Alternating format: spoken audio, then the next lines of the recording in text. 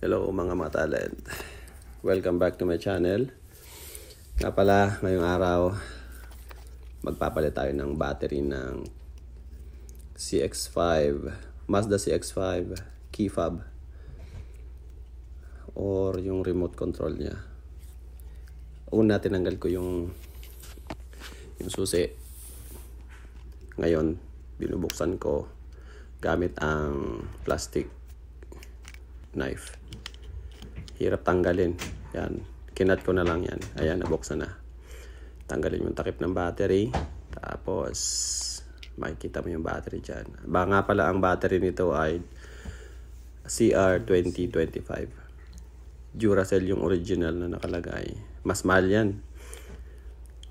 Pero ang binili ko ay Energizer. Mas mura, nasa $4 lang. Samantalang yung Duracell nasa $6 or $7. Dito muna tayo sa budget meal. Ayan, ginamitan ko ng gunting. Hirap yung tanggalin kahit trinay kong subukan. Sinubukan kong tanggalin ng daliri or kuko, hindi. Kaya kailangan ng gunting. Ayan, nilagay ko na. Ayan, bago na ang battery natin. Hindi tayo mag-aalalang malobat. Ayun. Dali. Ibalik natin yung cover. Salpak. Didiinan mo lang yan. Mag-click. Pak, pak. Ayan. Tapos ibalik mo yung susi niya. Salpak mo lang. Baliktad.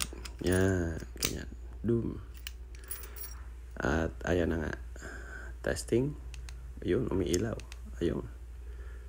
Pak. That's all. Salamat sa panonood. See ya.